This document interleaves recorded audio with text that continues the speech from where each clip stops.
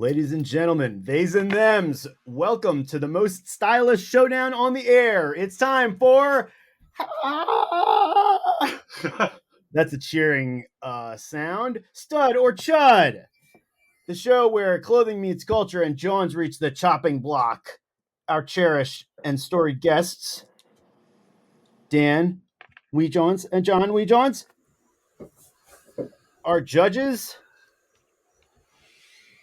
I guess I should ask how you are. It's Apocalypse Studs. This is Connor Fowler. It's been a while. Yeah. It's been a while, and this seems like been a while. Do-over because it is. This is probably our fourth attempt. Part of me was excited for it, though. I really missed our conversation after the last time, and anytime I listen to the podcast, I'm like, oh man, I wish I could chime in here. I know. This is our obligatory. It's really fucking difficult to record an all-remote podcast. Three, me, Connor, and a guest is one level. Having two guests at one time is woo. Or sorry, two or more is just not the simplest thing. I was gonna sandbag and purposely miss it again as a bit, just to keep it alive. So maybe next to be here with you guys. Good to be chatting. Maybe next time I'll come up to Baltimore and do it in person. Yeah, there we go. That would be tight. Yeah, we recorded one episode at my house, and it was there were police helicopters and sirens. And stuff, yeah. And it's just, it was also if I'm remembering correctly, it was right as the previous hosting platform that we used to record changed their shit, and so we had to scramble. And yeah, it was fun. But yeah, welcome to the show, y'all. Thank you for coming back on. And yeah, thanks for having us. Yeah, let's start the fucking stud or chud. First up on the chopping block, we have black denim. Oh man, I'll let John lead off here.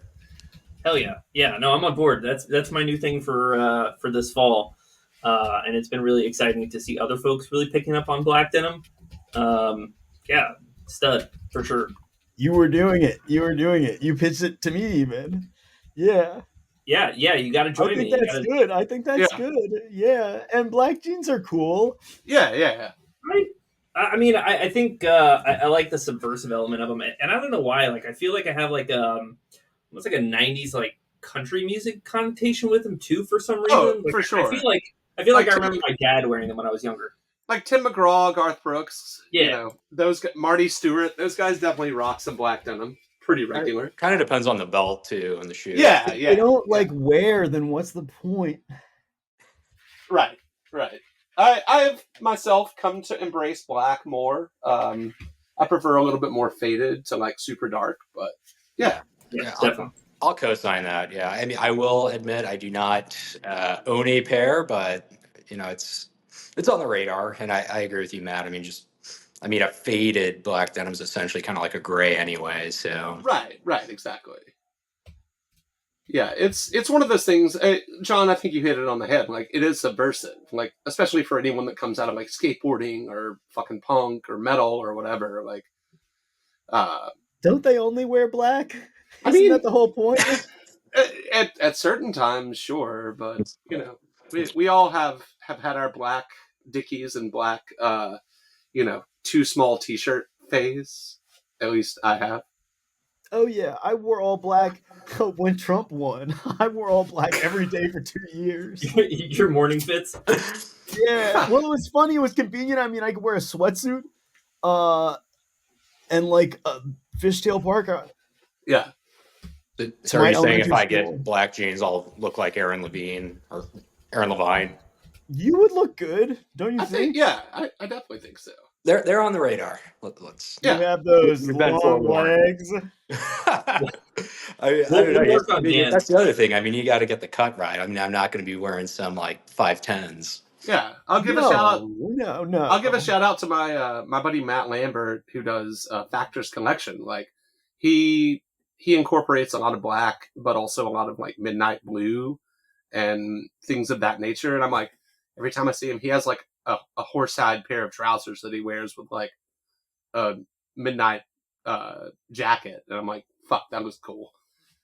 They're really like beautiful. A lot of the stuff is really, really like thoughtful. Oh yeah, I would expect nothing less. All right, black denim is a cosign for both a stud. So Connor, you take the next one. Sure. We wanted to talk about Brooks Brothers. I think stuff has kind of changed since the 5 years ago when we recorded the first one of these. So we can start with Dan this time because we're about equality. Just Brooks in general, or Stud or chud? I mean, is it worth wearing? Who gives a shit about Brooks Brothers anymore? We don't know. I mean, I don't know, like pre 2005 potentially. I will give stud, but I don't know. I don't think there's anything really on my wish list from a current offering in many seasons. I'll put it that way. I I don't know. I mean, maybe there's some value in like some knitwear potentially if it's still made in Great Britain, which I doubt it. But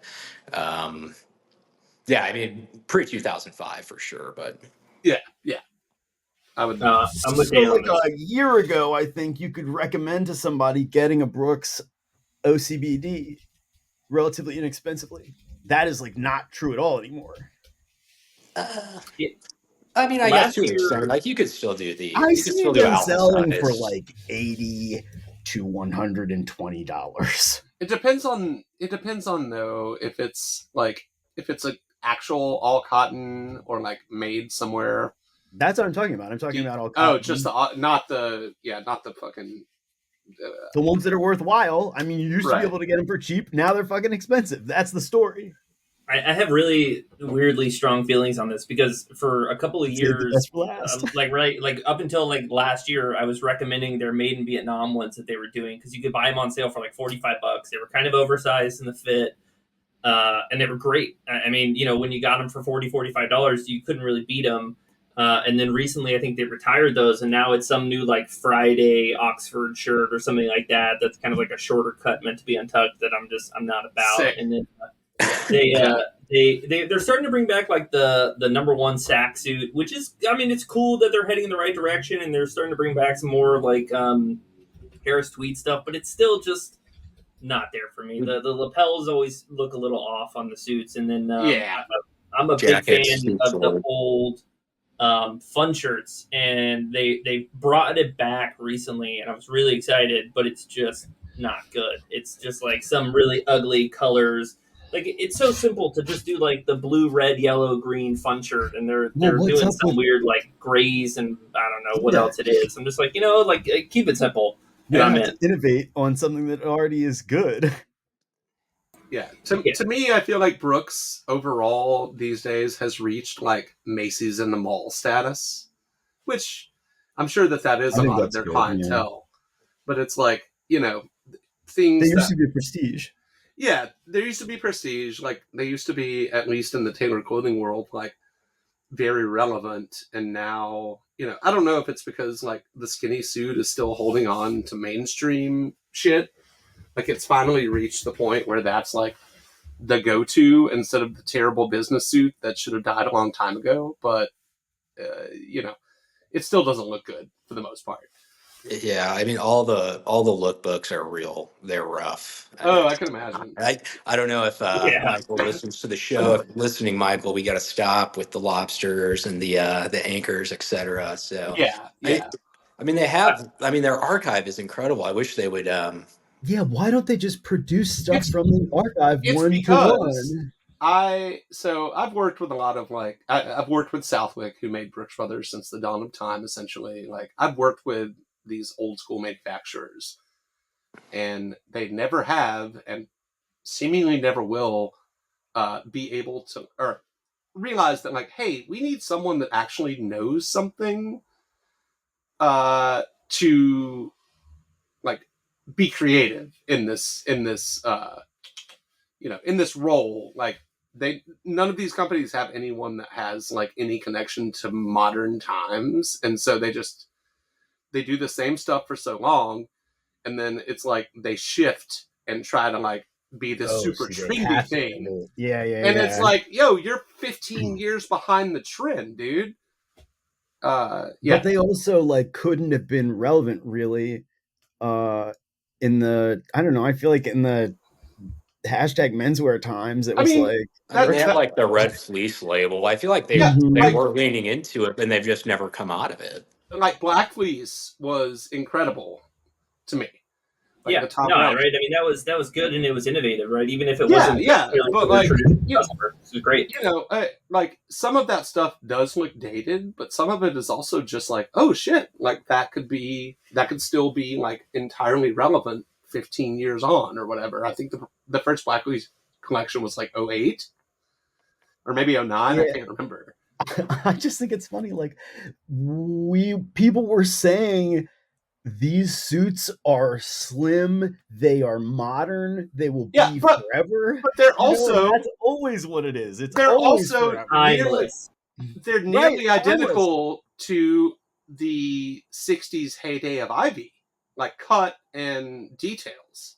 And like, yeah, that stuff can look dated sometimes, but like there's enough crossover with like more modern shit and like super soft shoulder and whatnot. Like I'm not a big fan of sack jackets or like hook center vents, but you know, there's ways that they could have kept that going because it does harken back to like what they're best at. I don't know. Yeah. Yeah, not to to derail this whole conversation, but circling back to what you're saying, Matt, about designers. Ivy Style did an article recently with J Press's creative designer, director, whatever it is, and it was just not good.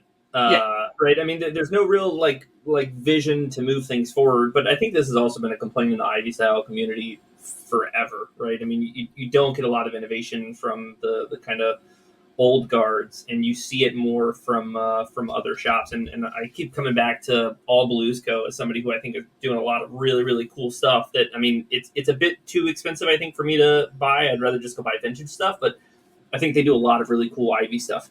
Totally. Okay, so the next stud or chud, and I think we all collectively agree Modern Birch Brothers is chud. But the next one hits home for me because it's one of the things I passionately hate. One of a very few things. As George Carlin says, I don't have pet peeves, I have psychotic fucking hatreds. And this is one of those. The Kilty Tassel Loafer. Uh-oh. Well, I think, aren't we talking about the hierarchy of loafers since the named after a loafer? True. Right? Okay. Weejawnz? Okay. I mean, I feel like that isn't even as established Well, as Apocalypse Stud, for example. Let's make this a two-part question. So first of all, stud or chud, Kilty Tassel.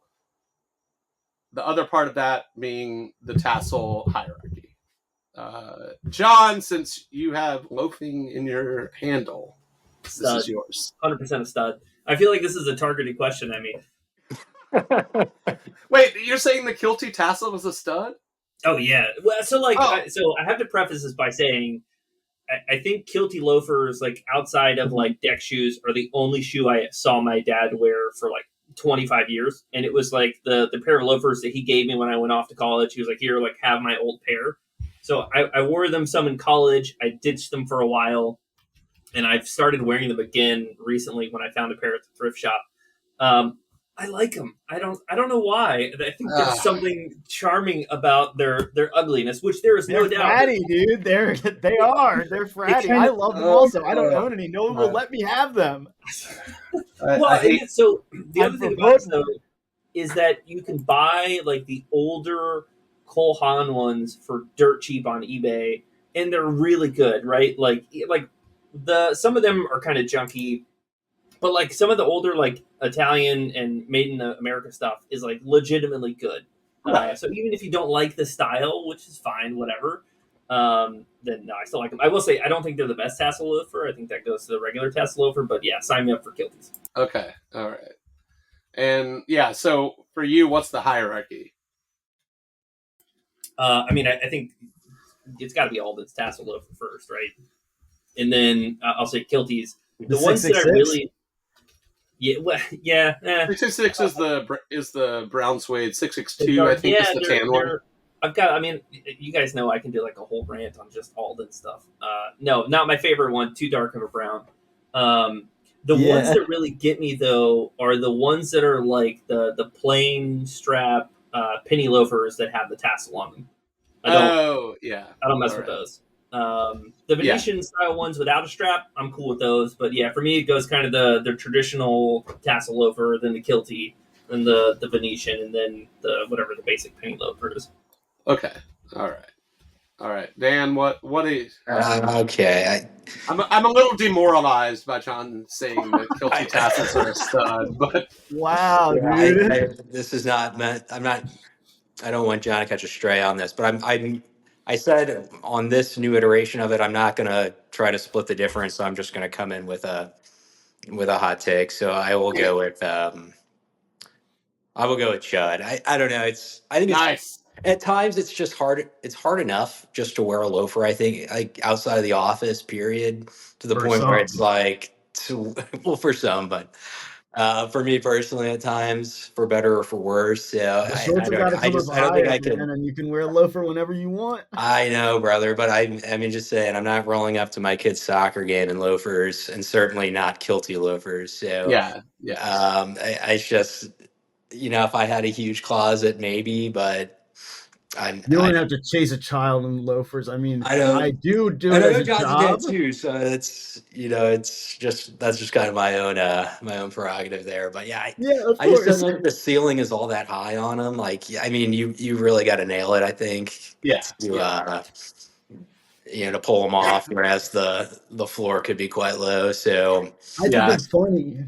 They're like a funny shoe. It's like I think they probably predate laced shoes. Probably. I had a pair like fairly recent. Like I can't remember the model. They were Allen Edmonds, but it was actually. I mean, talk about a Frankenstein. It was a tassel basket weave kiltie. I love that. I think that's great. I mean, there was just so much going on these suckers. Yeah, it's like too much. Well, the first person to come up with that, like the first cobbler to be like, my masterpiece, I combined everything. Yeah. That's fucking awesome. It's like 1700. Right. Yeah, so I flipped those, and I don't know that I'm going to be pining to get another pair anytime soon. I worked. They look good on you, John. I worked with a guy years ago. His name was Jerry. Great and funny ass dude. He was really into smooth jazz. Good sign. And he previously had, I think, managed a Joseph A. Bank. So if that gives you a little insight into his overall style, I will say it did evolve in a good way. But anyway, so we called him Jay Smooth. And he wore a kiltie tassel 4 days a week. And I was just like, this is the worst shoe I've ever seen in my life.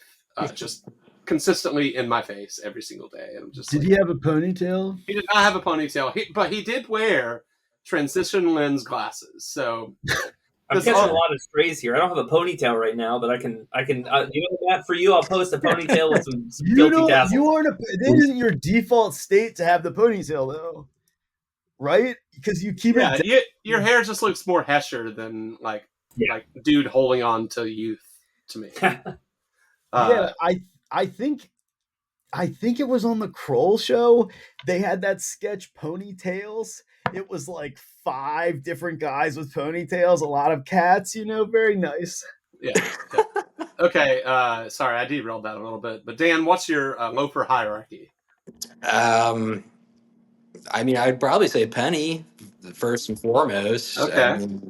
I feel like that's just the easiest one to roll with. Then I guess I'd go tassel then bit. I mean, bit's a little throwy, but I think you can shoehorn them in, pun intended. Yeah. Okay. I can get that. We definitely got to get the video of that one. We got a really funny show for you. If we're doing the generic loafer one, I'm with Dan. I think the classic penny loafers got to be up there. The full straps are way down low for me though. Oh, full straps are another one that I really fucking hate. I don't think that, I don't know, there's probably some cool old Italian or Japanese dude that wears full straps and looks amazing in them. To me, it just reads bad, like 80s, 90s corporate office bad. It's a strong look. What about shirt pockets on Oxfords? I mean, we have talked about this on the show before. People have feelings about them. Does anybody not like them? Fuck yeah. Ralph doesn't like them. Okay, like most Ralph shirts don't have them, and that's a Fair. huge pain in the ass. Yeah, that you're right. My big shirts have it though. No, you gotta have a pocket, right? There was that era where Brooks Brothers dropped the pocket and everybody lost their minds for good reason. Yeah, I have one of those. It's really annoying. Yeah. When I was a smoker, it's like you can fit a smartphone and a pack of cigarettes in there. Yeah, Very. I'm a smoker and I carry a pen every day, so I need a fucking shirt pocket. I love the pen. Yeah, always. I almost bought like a fountain pen. I don't know what the fuck I was thinking. My handwriting is really bad. Yeah. Okay, so John, I think you're overwhelmingly stud on Oxford shirt pocket. Yeah, I'm pro flaps too. Pro flap. Yeah, I like a good flap pocket. Yeah, I don't I have will one. I co-sign think- both of those. It's super annoying not to have the pocket on the shirt. That's where I usually keep my badge because I don't want to be like the guy with the badge hanging on my The badge lanyard. waistline. Oh, So I yeah. just keep it in there. So yeah, if I wear a Ralph Oxford, then I gotta keep it in my other back pocket or See that? gotta Yes, I'm shove doing it somewhere, what that. have you. I know. It's a But yeah, I pain. agree with the flap too. And then I like have the flap. I don't know. You have a J Press flap, John? Yeah, I do. I've got an LL Bean retro one, and it had like a little sewn-in slit, and I didn't really know what that was. Oh, it's It's for a pen. It's for a pen. There you Yep. go. Did it also have like a little slit at the top of the pocket, like when it was buttoned? Yeah. Those are the best. A vape. Yeah. The vape fits in the pen pocket very nicely. Yeah. I will say this: You could be Drake's that does. person. That's where I keep my Elf bar. Yeah. Well, like Drake's I does the. would want it I would want it unflapped on one side because I like to put the phone in and out of that pocket. You know. Get a custom-made shirt with 2 flap pockets. I have a shirt that has two. I have a shirt that has 2 pockets on it, and I was like, "This is terrible. Like, I don't want to look like more breasty." I think it's great because you can have it. It's like very convenient. I'm not a phone in the shirt pocket person, so I don't know. It just feels It's definitely going to give me some kind of disease at some point because it's really in my shirt pocket a lot. Wow. All right, guys. Final one. How do we feel about bow ties? Dan, let's start with you. I am out on those. Okay. Yeah. I get it. I will leave it to the professionals. I think you can nail it, but again, I think even if you hit every detail, it's only going to look so good. Whereas I think most people, it's just the execution is not there. Yeah, So, it gives me barbershop or choral ensemble quartet vibes. No matter Libertarian. It's like you're a libertarian. For sure. Yeah. Like, I don't know. I feel like if someone looks like Rivers Cuomo and is wearing like a bow tie and an Argyle vest, I'll give them a pass because, I understand it. But why do they get a pass? Well, just from my personal judgment, I'm not going to be like, okay, whatever. And like Dan, nerds don't get your ire if they're wearing the bow tie. And like Dan said, some people look really cool in them, and I can get down with that. I've tried them many times, and I'm just like, yeah, I feel like a douchebag. So maybe if you're 70 plus, I don't know. Yeah. Also, it's fair either. Yeah. That's ageist. I shouldn't say that, but if you're kind of like mid-range, like 20s to 60s, I don't know. It's a very particular kind of thing. It's just tough to do. They've been co-opted by the right. I'm trying to bring it back. I love those. It's like a party around your neck. And it's like that Kentucky Derby inspo, it's like everyone goes to the Derby party and they just brick so bad. Yeah. No, bow ties are great. And look, you have to accept the fact that a bow tie is a bow tie, and it's not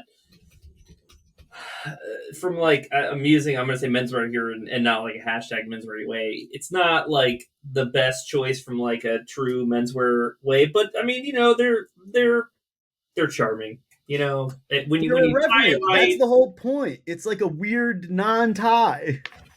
But I mean, whatever. I like them. That's what I'm saying. It's good. It's yeah. It's like a who cares. I think I'd rather go bolo tie.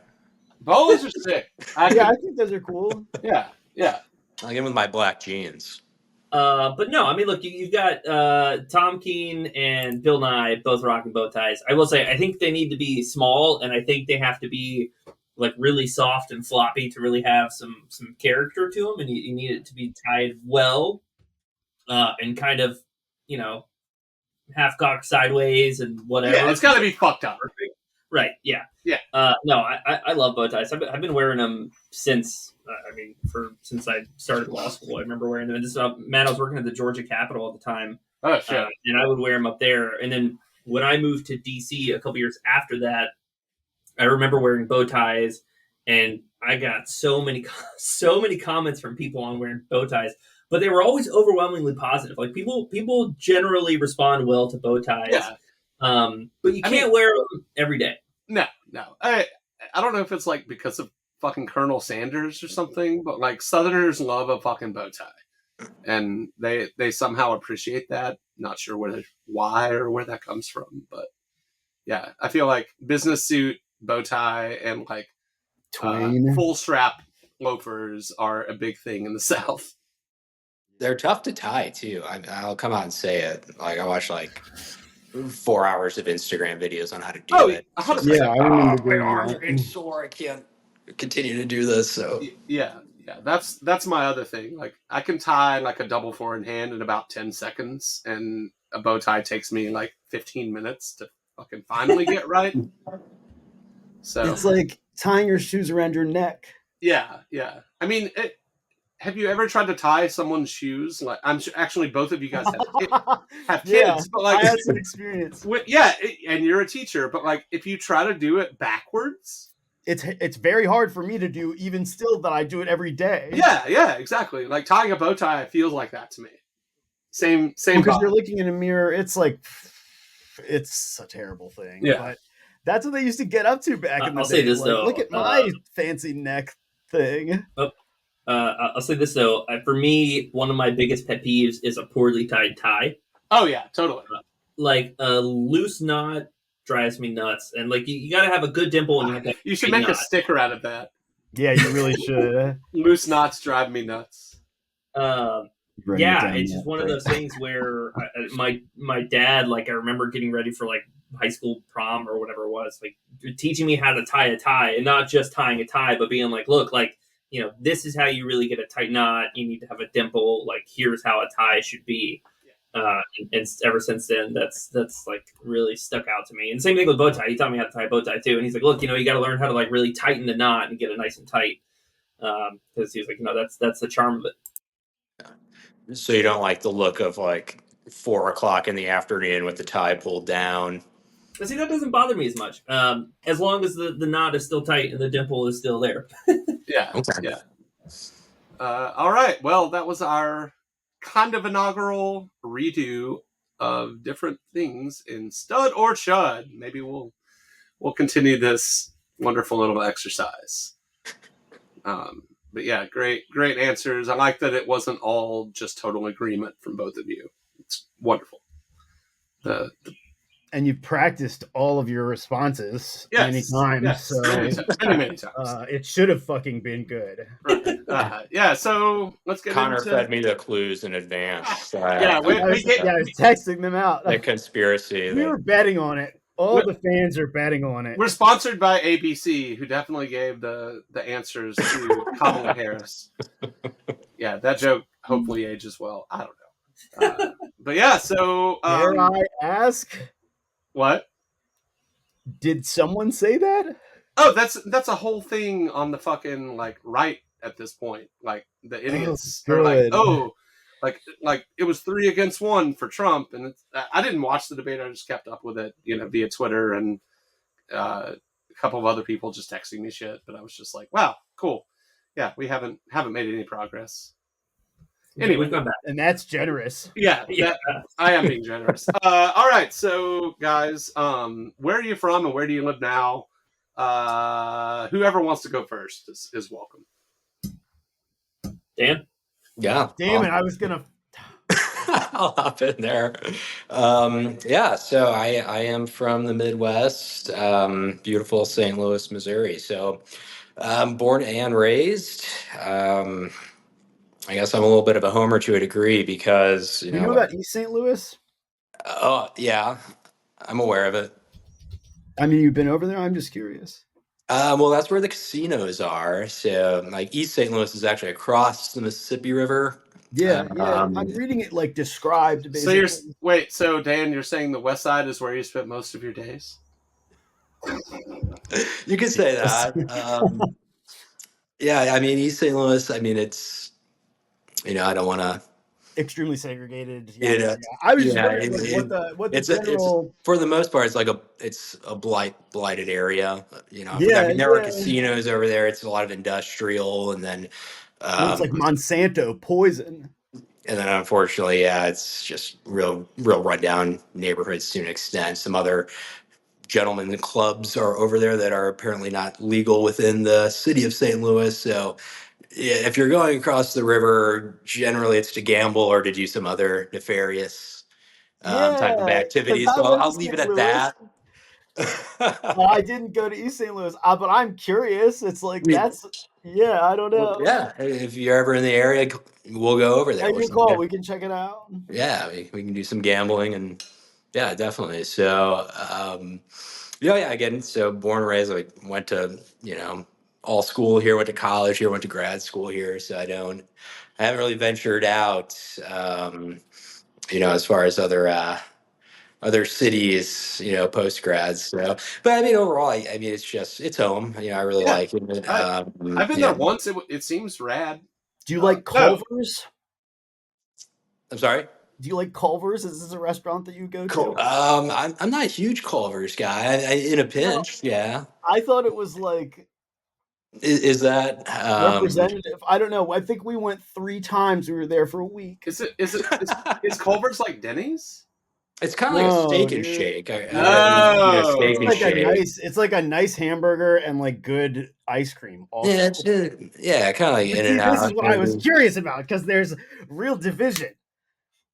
Matt, there's one up 400 by the North Georgia Alamo. Oh, really? Yeah. Oh, well, I'm vegan, so they probably don't have a single thing that I can eat. Not at Culver's, unfortunately. Yeah. No. It's okay. I grew up going to Steak and Shake, so I can kind of imagine what Culver's is like. Yeah, no, Steak and Shake's great. Yeah, it was back in the day, like if you're coming home from like an Atlanta Braves game, which is typically when I ate it, but yeah. And Sean, what about you? Where are you from? Where are you from? Where do you live now? Born and raised in Georgia for the first 22 years of my life. Spent a decent chunk of time in Spain because my mom is Spanish. And then I've been in DC now for about 12 and a half years. Oh, damn. Okay. Yeah. I don't know if I can call Georgia as much like my one true home anymore. I think it's DC these days. That's awesome. A lot of good, cool history in DC. So yeah, it's a cool city. Although I will say, DC has very strong opinions on what a local is. Yeah. What is the kind of DC definition of local?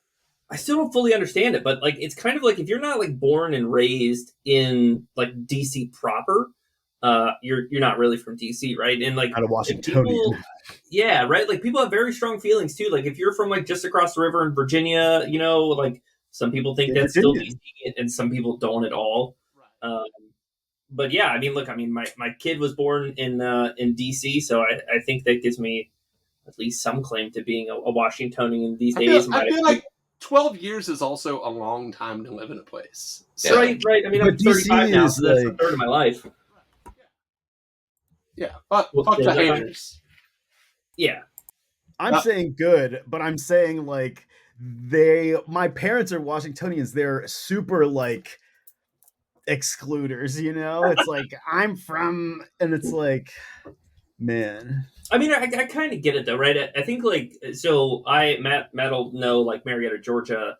It's not Atlanta, right? It's effectively a suburb, and I'm from Kennesaw originally, which is just a little bit further out. But like in Georgia, I think you kind of claim Atlanta if you're from like anywhere within like 30 or 40 miles of like downtown proper, because the sprawl is so big. The Atlanta metro is 90 or so miles from north to south. It's ridiculous. It's massive. When Matt told me that, I was like, yeah, you can literally you can fit, I believe, the state of Massachusetts in the Atlanta metro area. Yeah, I believe it. And probably more New English and Central Atlantic states, but yeah, and it's an oasis in Georgia too, right? I mean, like once you start to get outside of like Atlanta's like sphere of influence, like you're really in like the heart of the deep south, right? Like the running joke back home is always the difference between Georgia and Alabama is Atlanta. yeah. I mean, I'll give Birmingham tons of props too. I love that city. Yeah, no, Birmingham's a cool city, and I mean, there's other big cities, but there's no other Atlanta in the south, right? I mean, you've got Nashville, and Richmond, and the cool cities, but Atlanta makes Georgia. I'll say, well, at least these days it's changed a lot, but like a much cooler southern city to be in. Totally. Southern Still the best city in the world, in my opinion. Yeah. Random DC question, but have you ever driven by the Discord house? The Discord house? What's that?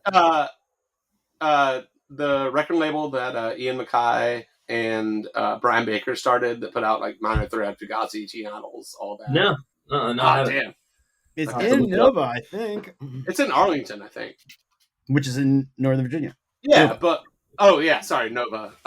Yeah. So this is like where I am from, like my whole life. Yeah, it's funny, like I don't know, something that made me think about it was like I think both Ian and Guy from Fugazi are from like Arlington area, or like, kind of not technically DC, but close enough where like they consider DC home. I don't know, it's just funny how things have changed. Yeah. I can't claim it, but we're somewhat close to the American Football House in Central. Oh, really? I've been by there before. That's oh man. Okay, that makes up for John never driving by the Discord house. Did you see that it was recently turned into an Airbnb?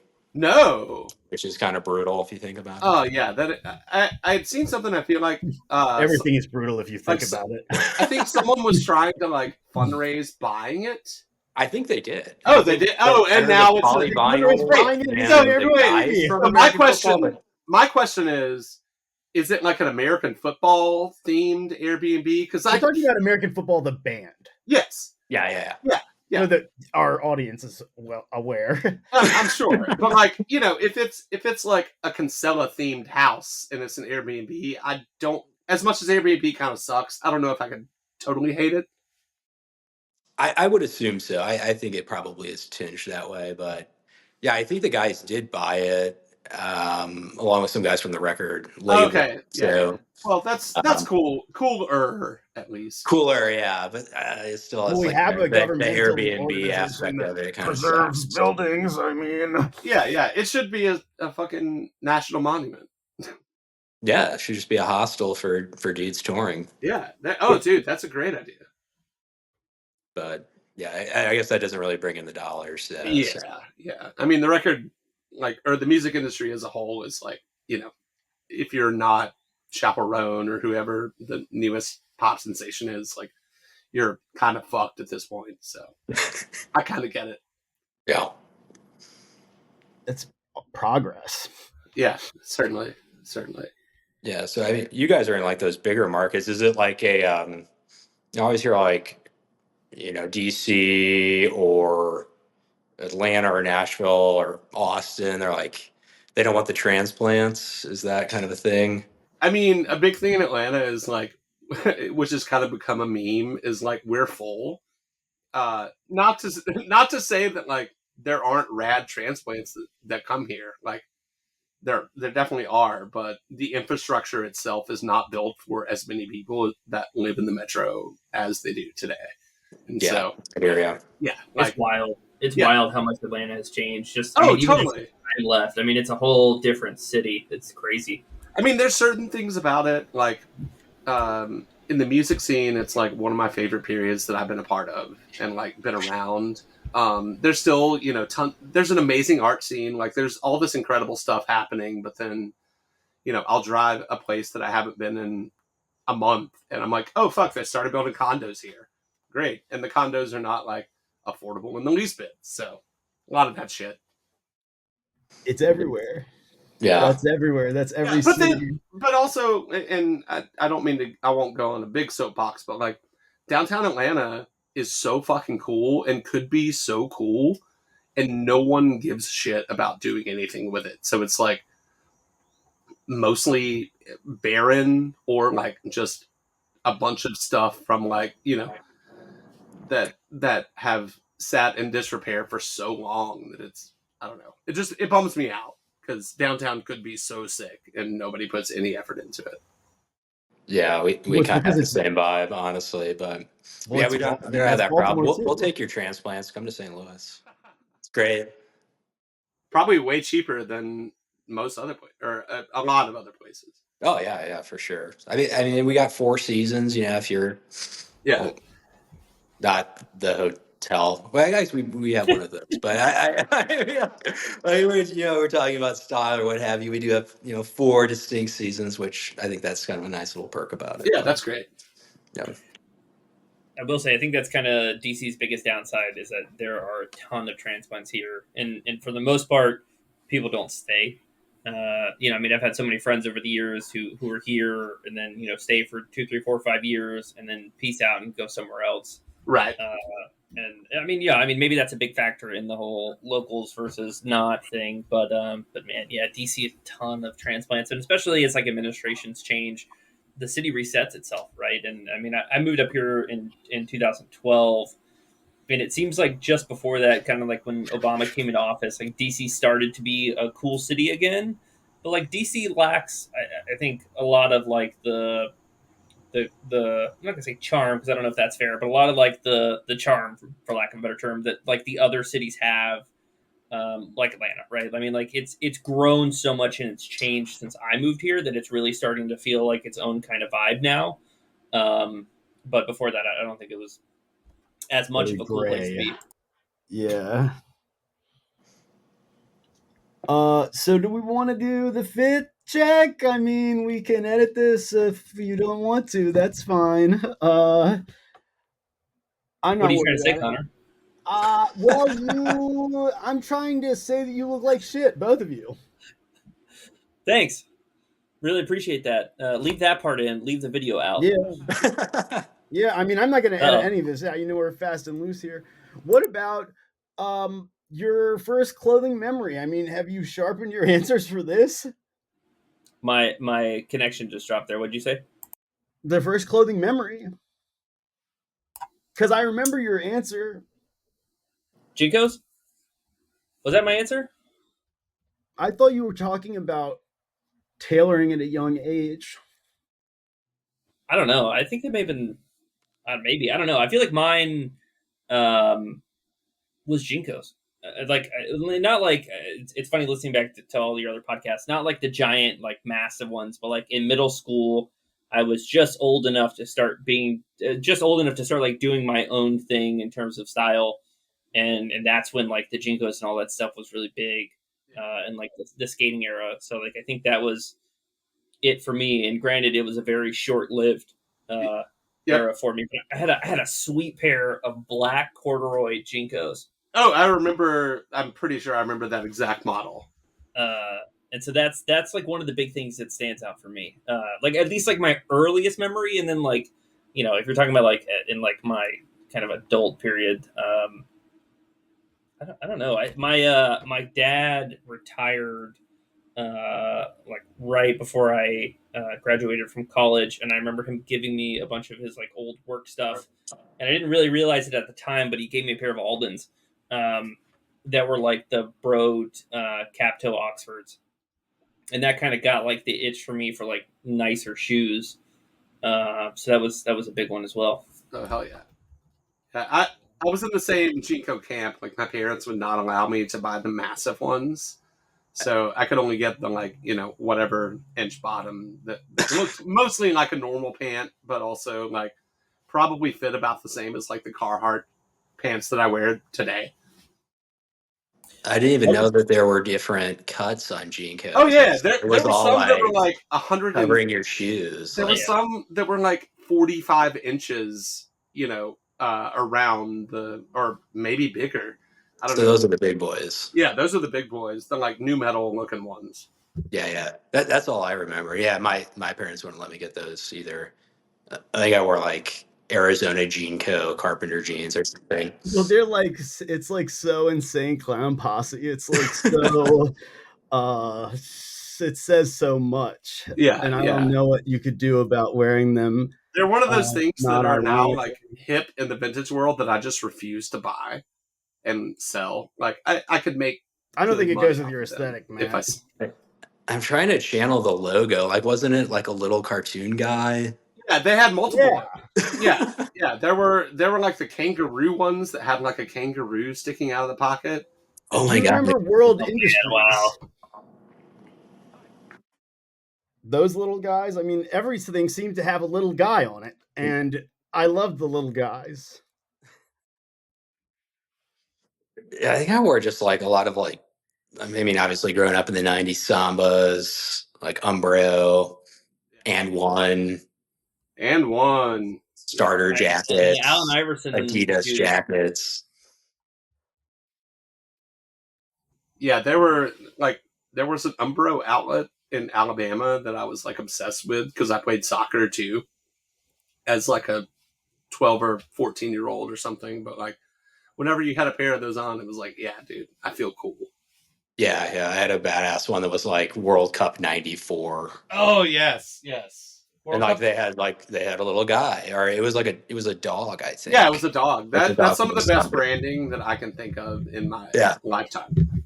Yeah, I mean, if you could uncover one of those mint right now, that's like probably $500. Yeah, it's probably expensive. Dan, so what was, aside from Umbros and Sambas, what was your first clothing memory? I mean, aside from that stuff, like early on, I think like probably early high school, like the first items that like I remember like saving up to buy for myself would probably be like your, and I know they're like huge resurgence right now, but probably like your Birkenstock Boston or the standard North Face Denali, the black on black. Yes.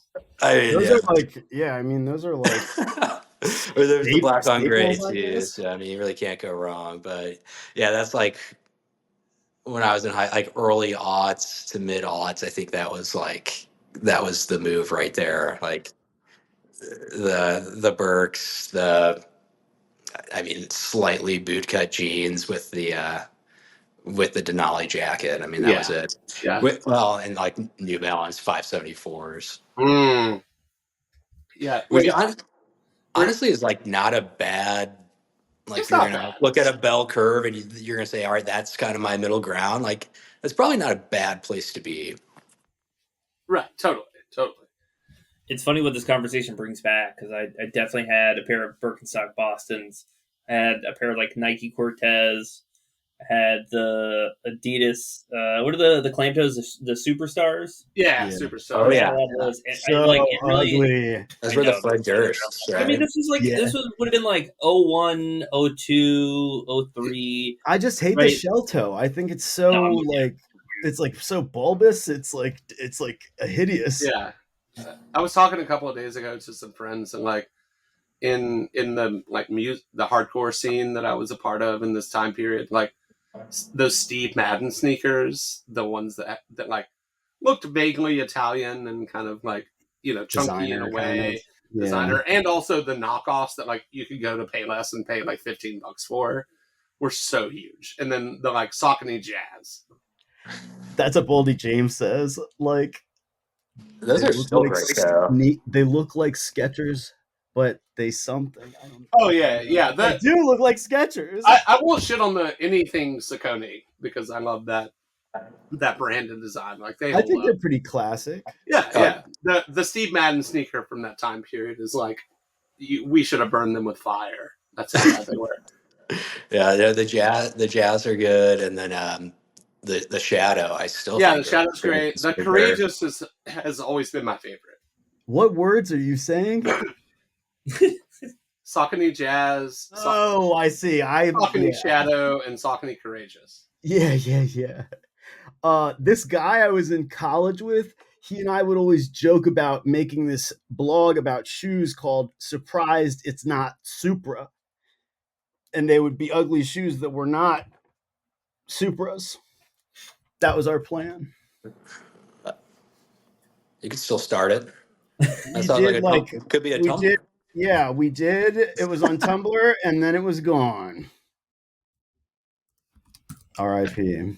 R.I.P. Indeed. It could be a resurgence of like that aughts era blog stuff. That would be like super funny. I mean, if we're close, right? If the nostalgia cycle continues as rapidly as it has ramped up to be, we ain't more than a couple of years out of it.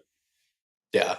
Well, did you guys see that? Maybe Matt, you saw, because I know you're like kind of in the indie rock. The Cindy Lee Diamond Jubilee release was on geocities.com. That's fucking amazing. Oh my god, no, and it's an incredible record, and like that was you can get it on YouTube now, but I think when it was released, like you could only stream it via GeoCities, and it was like legit like pixelated, like when websites were good, X page, like hometown.aol type, right, just like the rudimentary website ever. So it's still out there. So I'll send you guys the link. Yes, please do. Check the record out. It's great. All right, so you guys run a pretty popular Discord. I'm gonna go ahead and preface this with saying I've used Discord once and it kind of intimidates me, but you are the Weejawnz. So how did that come about? Do we still have John? Because he is frozen on I'm sitting here deep in he was thinking deeply about how to do it, the inception. The long and the short of it is, so for anybody on Reddit, right? So there's always been the male fashion advice community, but there was a smaller IB community called Navy Blazer that was always still pretty antiquated and rigid, despite Dan and I's best efforts to kind of reshape it. And we wanted to start something that was more, I don't know, I like to call it like Ivy without borders, right? I mean, there's been so much going on with Ivy lately in the past few years that it's really trying to capture how Ivy style, incorporates other styles like Milsurp and Americana and stuff like that, but also the inverse of that, right? Like other styles that capture Ivy style, and to find a way to have a spot for the less rigid Ivy folks to kind of have a home. I think with that being said, we still have those of us that are more, hardcore traditional Ivy, and those of us that are less Ivy, right? And I think you've had a few guests on who are on the Discord. And so, yeah, I mean, that's it, right? I mean, it's really to have a place to talk about, Ivy in a contemporary sense, but we have a ton of Ivy nerds that, can talk about, we'll have conversations on like the different Shetland sweaters and Oxford cloth shirts and what the best things are there. So it's just kind of I don't know. It's what I've always kind of wanted on the internet as a home for myself, in terms of style, that's, more open to new thoughts in terms of Ivy, but also still a bit more boring, I think you could say, than other places are. Okay.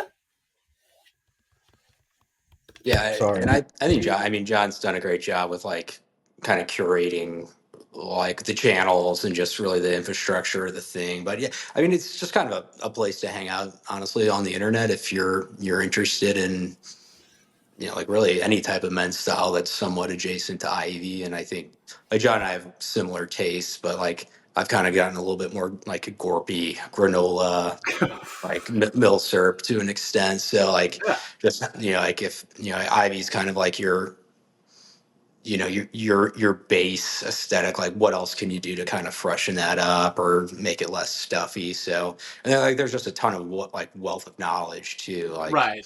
yeah, as John said, it's just like easy to hop in there and there's yeah. an Instagram, which I think is good. Yeah. Well then I forget Right? what I I guess think we the started the Instagram is Discord cool. I mean, first. when the posts of I don't know, like Ivy from various media, it's like that's nice to see. So So yeah, that's you guys also are doing something right. Dan is the rock star. So for anybody listening to this, the Weejawnz account story feed, I think, is one of the best spots on Instagram if you're remotely into Ivy style. And Dan does or anything like yeah. I mean, right? It's funny because like anytime I'm like cycling through my stories, I'll get to the Weejawnz account. And I'm like, damn, that's a good fit. Damn, that's a good fit. I'm like, oh shit, it's Weejawnz. Okay, it's Dan. That's like the highlight for me at least. And that's the word I was going to use. I didn't know which one of you it was. yeah. Well, It's I will say, like, we really, I mean, maybe John feels differently, but we have like no playbook on running this thing. It's kind of just, You I make mean, the you're shit, talking really. to the right fucking people, because Connor and I also have no playbook on running this. It's just kind of like, okay, we're doing this thing It's that guess and test. It's Yeah, like trial and error. No, I'm not saying that like we don't put in work to make Apocalypse Duds happen. And I just referred to the show in the third person. I'm not about that. But like, yeah, we're not trying, you know, As real as you make it. yeah. We're a DIY process with two people that just have an interest in what we do and try to do it to the best of our ability. And we both have actual full-time lives. So yeah, I mean, ultimately, it's kind of like a medium to share like photos that we think are cool. And then like trying to be topical with it a little bit as well. I mean, like, you know, obviously you got, you know, some seasonality of, you know, bringing in different elements as the seasons change, but then like also, you know, like what's going on the internet today? Like, can you find a fit that's like, you know, going somewhat viral for, you know, or can you find an image that's going viral for some other reason and just apply and be like, actually, this kind of kicks ass because of, you know, XYZ. So like we've done that a couple times, and that's kind of like the fun aspect of just being creative. And like we had the one dude in New York City who had like the most plain vanilla fit of like an Oxford and like 6-inch inseams, and then we had one of our guys Photoshop like the sporadic tattoos, the dad hat, the mustache. And I was like, holy shit. Like it just looked like so like it just became so relevant out of nowhere. It was nuts. So it was just like fun stuff like that. I mean, with some, you know, good hearted shit posting. So yeah, of course. Everyone loves a good-hearted shit post. Yeah, I'd love to do more with it, but I mean, you know, Dan and I obviously both have full-time jobs and we're both dads, so it's hard to do more. And I know you guys have kind of talked about this in the past with other guests, but it's fun to share the knowledge you've acquired over the years with others, right? I mean, you may not agree with all of my opinions, like my thoughts on guilty tassels. right. I've got a lot of stupid knowledge that I can share, and it's fun. I mean, it's fun to engage with people, right? And I mean, circling back to the Discord, I think that's the highlight of the Discord is that it's a good place to engage with others to talk about teaching is great. And those spaces, like, not to be all like, you know, doomerist or whatever, but those spaces have disappeared in a lot of ways, and like, totally, not everyone has adapted, you know, from the forum and blog period to now, including us. I mean, we try, but like I also, you know, like the thought of going onto a message board at this point in my life, I'm just like, nah, I'm good, thanks. Because it'd be an ad every few posts. Like, you know, talk to me through like responding to my Instagram stories or like sending me stupid ass memes. And that's and every community develops its own culture, and a lot of them devolve into circle jerks. For lack of a better term, right? And I mean, some of them, you know, you end up with like a very much like an insider and outsider perspective, and that was one of my complaints with some of the Reddit communities before the protests kind of happened and really destroyed those, right? I mean, it's kind of inevitable to a certain degree. Weirdly, the majority is not often the right opinion. Yeah, that's right. So yeah, I mean, it's fun to have a good space where I think our only firm rule is don't be an asshole. Yeah, that's a great rule to live by. Right. I That, mean, it's really it's a really low bar. But yeah, I mean, you develop a good sense of community, and no matter what you're talking about, whether it's clothes or stupid parenting shit or what somebody's up to on the weekend. Oh, and that's like really cute that there's like parents discussion there. I It's mean, you guys are. I just it's love it. I think it's great, right? But like, it's cool because we've been able to bring on so many different people, right? Like Oxford Cloth Button Down is on there. Zach, I mean, Leon Dad is on there. And it's fun. It's fun to go out and like find people who I can kind of like appreciate something in their style and be like, hey, we've got this stupid thing going on. You should come join us. yeah. And it's cool. Something I've seen a lot of on like Twitter recently is, and I guess this has been a discussion for a while, but like, living, quote unquote, living online is not like living in real life. And a lot of the rebuttals that I've seen from my little ecosystem that I've constructed are like we're real alive people and we're talking to other people that have similar interests on the internet. Like it's as real as making a friend at school or whatever the fuck. Definitely. And I think too, in the post-pandemic world, it feels like so much has changed in terms of like day-to-day life that like a lot of times it's easier. And I think a part of that is also just entering parenthood. It's easier to have those kind of communities where even though I can't go meet up with friends after work for a beer or whatever, I can still shoot the shit with somebody. Right. And a lot of interests are so niche that it's like even in a city like Atlanta or DC or Baltimore, like how do you find the people that are interested in the same shit? Well, in DC, you could only find 2 or 3 well-dressed people. Yeah, I'm not even saying that. I'm just saying across, like, in a general sense, like. Yeah, no, I know. There's no friend app. I mean, there's no like. Right. It doesn't work. Can we get like a friend like Bumble style app for menswear dorks or clothing dorks in general? And like, I guess that kind of sounds like what a lot of us Weejawnz and whatnot are trying to do. Yeah, right. I mean, I've hung out with the Brima a couple of times here in DC. I mean, that's the other thing, right? I mean, there's a handful of us that are in DC, and Connor, we still got to get you down one day. But I mean, we can have a meetup and shoot the shit and say what's up. Yeah, that would be nice.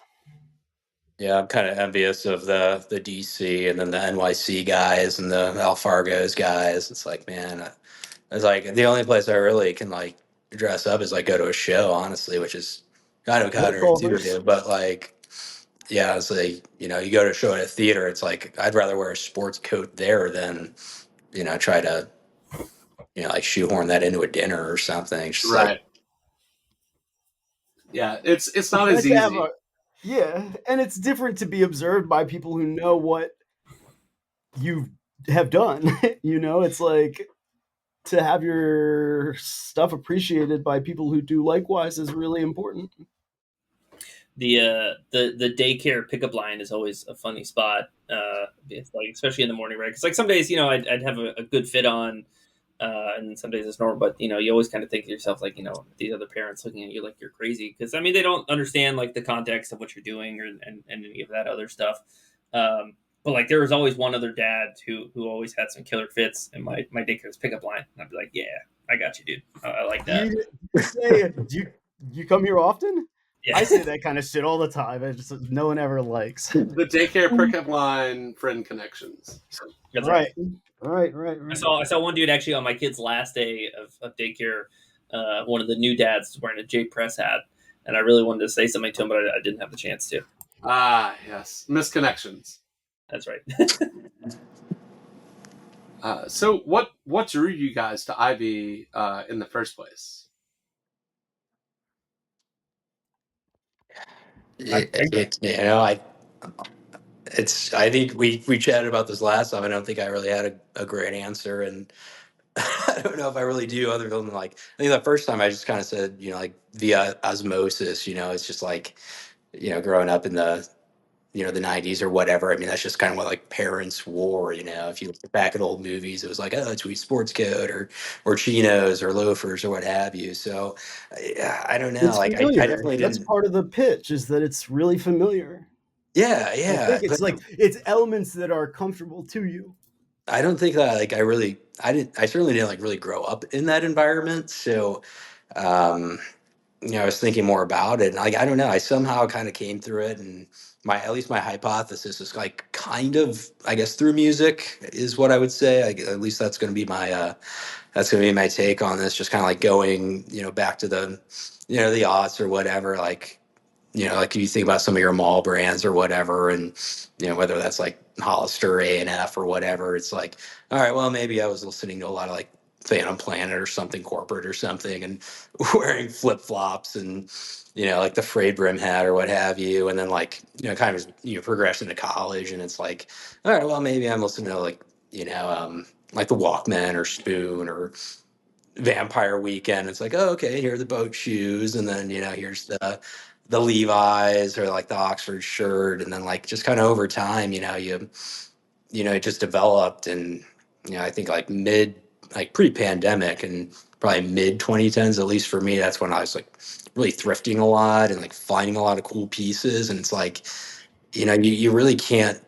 It's like you find like a Brooks 3.5 with tie. It's like you can't wear that, with like a J. Crew Ludlow 2 3/4 slim jacket, or you can't wear it with like 510. So I think just again over time you just kind of developed, and it's like, all right, well, I'm gonna switch this out for maybe 501s, or I'm getting rid of the boat shoes. I'm gonna go loafers. So I don't know that it just kind of snuck up on me to an extent. I don't know if that's a better answer than the osmosis, but that's kind of what I was, like, That's a complete thought. brainstorming about, and I think that's just kind of like what happened. And like now I'm a little bit out on. I wouldn't say I'm out on Ivy, but like again, just kind of maybe a little bit more into like the granola or I really kind of like a lot of the milsurp type fits that we're seeing now. So I don't know. Yeah, things change. So I mean, I think that's probably what draws a lot of people to the Ivy style. It's like that can be your base, but then you can kind of pivot into other areas as well. Absolutely. Yeah. I think that like that's an important aspect of the kind of like clothing landscape right now, is that like you don't just have to be one thing, and you can incorporate multiple vibes and pieces that are fuck. I use pieces. Oh yeah, 100%. I hate that term, but you can incorporate multiple garments into something that like you kind of make yours. Right. Yeah. 100%. John, what about you? I mean, I kind of grew up with it to a certain degree, right? I mean, I would say my family is. Your dad gave you a pair of Altons, so yeah, you might have been a little predisposed.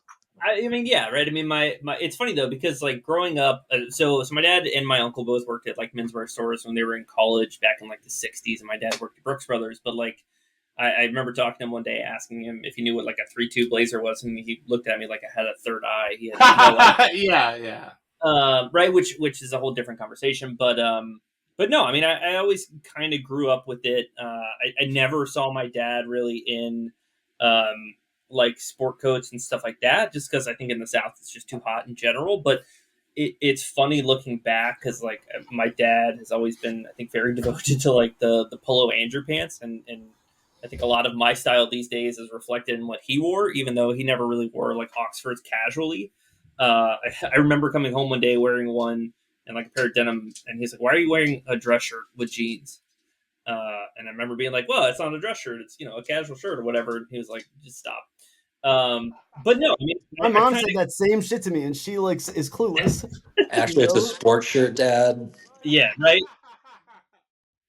You wouldn't understand, but back in the '60s when you were in college students were wearing this casually. Right. No, I mean, it was always kind of there for me, right? And I went to Georgia as an SEC school, and I was in Greek life there, so it's always been, kind of Ivy or trad or whatever you want to call it. But it's always been a bit of a push and pull at times. I've got a crunchier side to me these days, and it's always kind of been there. I'm kind of a hippie at heart, I think. Yeah. Which also kind of tracks with you going to UGA. No offense. Right? Yeah, exactly. Right. I mean, I've always had a pair of Chacos and stuff like that. It's also, you're really lucky that you missed the Peter Millar era of Yeah. Frat Bro, Big time. because Yeah. holy shit. Yeah, I The was there Burgerverse. just at the start of it, where everybody was really starting to wear like the Nike Game Day polos, which I still have a couple because they're great when it's 100 degrees with 95% humidity and Right. are trying to survive. But yeah, I mean, I think there's also a bit of me that's also kind of rejected that side of my family. I mean, like one of my earliest clothing memories is like black Jinkos. And so it's always been a bit of a pushback, and I think that's kind of how I've ended up where I am today. And Dan, to your point, I've noticed over the last like year or so, I think I've kind of strayed more from like the traditional Ivy stuff that I've been wearing for the most part of my life, and finding other cooler things in ways that I can incorporate it, but it still feels like me. And my wife always gives me a hard time for wearing like distressed jeans in high school. Jeans with like the paint splatter and holes in them, but like I still have the a new double pair of knees. those Levi's today. Yeah. So it is what it is. I mean, right? I mean, you kind of you learn things as time goes on, and then for me, a lot of it is also I sent you guys a message in the Instagram chat that you'll have to take a look at. I think you'll appreciate. And like I can find like a lot of my style in what I was wearing in high school and college, but I like to think and hope that it's a better version of what it was back then. Wait, and that's you? what's that? That's you? That's me. Oh, now I have to Wow, look at it. dude. Holy shit. Right. I mean, if you take the pieces in isolation, it's really not too different. I'm wearing like a Patagonia snap tee, Yeah, a pair of it's- wash Levi's, and kilty loafers. Yeah. That's what I mean. It's like it's right, funny because you could tell, but right. it's like Yeah, you look yeah. like A lot an of adult. You look that like an thread adult is still now. there. You've But learned it's what a also- good break is. Thankfully. That's right. And those are, I think, were cut on one side to fit over my boots. Oh, yeah, of course. Yeah. And that's just right. But I mean, like those are the fun things to like look back on. And I've got a picture of me wearing like Andrew pants from like the early 2000s. But you kind of learn the language of your style, I think, as you get more into it, and you learn. For me, at least, that was the interesting part, right? It's like learning that language, learning what the pieces are, learning about 3/2s and stuff like that, and then kind of finding a way to incorporate it into my stuff. I mean, I think that's a very long-winded answer.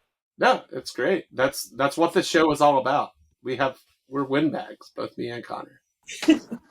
Surely. Beautiful.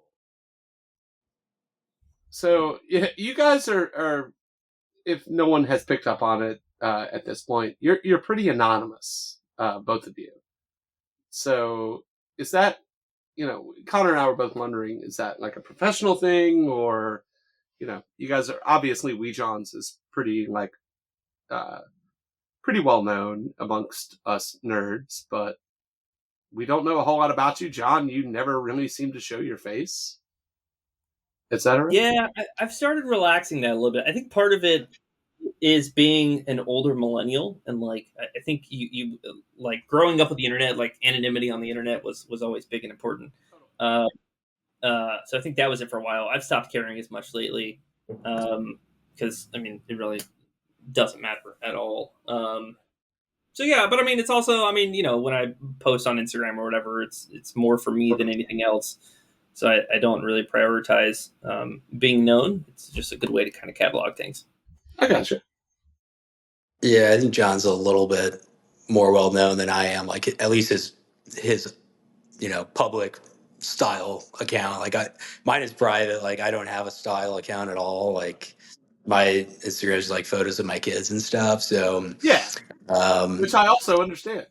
So I mean, there's that. There's it's that to a degree, but then it's also just like like I like like finding the photos and like curating and putting them together, but like I don't know, I just I'm really don't. surprised that it's you. I don't have like I will say my wardrobe, and like I don't know, like my wife would probably disagree, but like I just don't think I have that great of a wardrobe, if I'm being honest. Like It's funny, like, dude. You got to get out there. It's like you do. It's like you have the eye. Like you just have to get out there. So yeah, I mean, like if I put something But I'm that's telling like Daryl fairly Cole- decent, like I will drop it, in the Discord, and I think I've loosened up on the, showing the face and then whatever. But yeah, I don't know. I think it's We're not trying to unmask you. Yeah, yeah, It's definitely. curious, It right? was just Because something it's we were hard to curious. be Yeah. anonymous. I The think other it's almost thing, like though- I have a better eye of like what other people are doing than necessarily like doing it myself, maybe to a degree. Yeah, if there's truth in that, but I don't know. I don't have like I'm not the king of the Alden loafers. It's like I was nobody gonna wants say, to see my Allen Edmonds Patriots that are all scuffed up from wearing them to the office. So Yeah. that's the other thing, though, Dan, is that there are weirdos on the internet. And for anybody who ever posted a loafer picture on Reddit, there's a dude, right? I talked to this guy so many times. Your feet sweaty. Right. Your feet sweaty. Like, That's wait. Zach is all. Matt. Is it the same? Is it the same? Like people like or yeah, person. it's the same dude. Yeah, and like the handful of us, like the regulars that from like back in the Reddit days, everybody's had an experience with this person. And like every like 3 months, somebody will post like a chain being like, "Yo, this dude's asking me if I like to wear socks in my loafers. Like, has anybody else run into this?" And everybody's like, "I know this dude." I love that you wear those LL Bean Mark lows. I thank have a pair fuck. myself. Holy shit! I've never been more thankful to not really be a Reddit person than I Yeah, am dude, in he this hit me on moment. Instagram. He was like, Yeah, "I love your yeah. outfits, but I Yeah. love your shoes." Yeah. So and then with that Not feet to finder, kink shame, but it's like not cool, dude. You can't I mean, like. it's proof that there's a fetish for literally anything. which Well, I mean, it's not like feet are like out there. Like, Well, no. I'm talking about the loafer and the sock thing. Like, that inherently, in my mind, has no sexual appeal whatsoever. No. I would call it a foot fetish. No, Though. I mean, it is a foot fetish, but it's like a subcategory of a foot fetish. yeah, and I told the dude, I'm like, look, man, you do you, but like, you can't go hitting up people asking them about their like sweaty feet and loafers. Like, you can't impose whatever your thing is on others, right? Like, you got to have consent there that's mutual, and like, stop asking me if I'm wearing socks in my loafers. This might be the most random place that this podcast has ever gone in a interview. Well, this is why there's anonymity on the internet. True.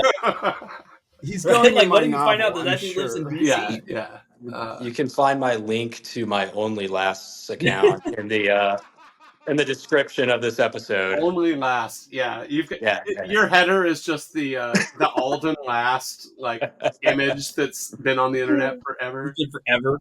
Yeah, and then you can just like do sexy videos of your voice over like an Edward Green one, and a Boss one, and a Crockett and Jones one. Here we are, everyone. Like and subscribe. Jesus Christ, I am so sorry. This went 6:11 p.m. and this went I fucking don't know if the south. show's dead. But Yeah, we're gonna get canceled for talking shit on this dude that loves loafers and socks. I don't know. You know what's funny though that is, would is be I bet actually you very there's- funny. I bet you there's at least one person listening to this who has run into that person on the internet somewhere. Right. Yeah, See, Jesus. I thought I was fucking special. Nope. Yeah. Yeah, You, no, of no. course, that's the lesson you learn. you all just have the world's worst reply guy in your DMs constantly. Yeah, that's how it goes. But yeah, no, I've started to care less about anonymity to bring us back on track. To bring us back on track. Yeah. Well, shit, man. It's been super fun. Definitely gonna have to have you guys back on for part 2 or more in the near Part future. 6. Yeah. Well, yeah, Good. technically 2, realistically 6. I'll be sure to come with a better fit next time. No, you're good, man. I'm jealous of the hair, if I'm being honest. So, Thank you. but yeah, we always like to give the guests a chance to shout out whatever they would like, their Instagram accounts, their Discords that they run, etc., etc. Not leading you into anything, but yeah, both of you, give us your shout outs. Check us out on Weejawnz with a Z on Instagram. Shoot us a message. I know it's mostly a mood board account, but we love to chat. So if you have any questions or thoughts, hit us up. My personal account is Leisurely Loafing. Nice. And if you've made it this far, you will see that these dudes are great chatters. Very cool. I will shout out my buddy's band. Shout out to Dave and Ian. Their band is called Squint. You can find them on Instagram, Squint STL. They are actually currently abroad right now, so kind of doing their first European tour. So I don't know if they're in they started in Paris, or they might probably play in the UK or Prague. But if you're into hardcore, kind of a tinge of shoegaze and 90s alt rock, All right, give them a listen. And they've got some new singles that are pretty fun. So Squint. nice. I'm gonna listen to this probably right after we get out of here because I totally forgot to from the first time we did this interview. Nice. Yeah. But Yeah, give it a spin. I'll give it a spin, and it sounds like it's going to be up my alley, so I'll probably share it on my Instagram stories too. All right, right on. Hell yeah. You heard it here first. You heard it here first. Squint STL. Also, just personally, I like that STL and ATL are pretty easy, city names. Maybe that's why I've always liked St. Louis. I don't know. I hate the Cardinals though. Dude, so I had a bunch of family that were from there, and I hate them right now too. But I mean, yeah, like I hate the Braves or the Falcons most of the time because they're. Is that self-loathing or do you? Atlanta is. I mean, as you're aware, John, like we're choke artists, so I'm not a big sports person at this point. But you always get to, or almost always get disappointed with Atlanta sports teams. So You would think that I would like sports more because I love to be disappointed. Yeah, it's true. It is true. Matt, I turned off the Falcons game last night with like 4 minutes left. What was the last time I was like I went to a show and some friends were watching it on the patio of the venue, and it was like 15-10 Falcons in like the third quarter. That was the last time I saw. What was the final score? It was like 22-21, I think. I'm sorry. There's a pair of Alan Edmonds kilties in Facebook Marketplace right now. They're black bottoms though, which I like. Well, no, so hang on, wait. Do they have like the bow on them? Are they like tied or are they like tassels? I don't want to click it. Oh, they're tassels. Yeah. Okay, no, those are good ones. The tied ones are fine as well. I like them both. Yeah, this is going to be one of those things Connor sends me at some point in the near future, and I'm just like, please no. That's good. You'll say no and he'll buy it. Yeah, exactly. you know the deal. That's right. Anyway, y'all, thanks. Just like a child. All right, yeah. Thanks you guys one more so time. Much. It was good catching up with you. Yeah, it's been fun. And yeah, I've been looking forward to this for a while. Hell yeah! And no one is going to jinx it, but I think it's going to be fine. Yeah, I don't know. I dropped a lot. No, it was good though. You were not really talking, as far as I could tell. Yeah. I think we're solid. But yeah, agreed. Yeah, everyone, thank you for listening. We are at Apocalypse Duds on Instagram, apocalypseduds@gmail.com. If you would like to send us a straight email, it'd be cool. Just tell us to shut the fuck up or compliment us. We don't really care. We just want to email. I am Matt Smith at Rebels Rogues. And I'm Connor Fowler at Connor Flower. And we will see you soon. Toodaloo. All right, peace.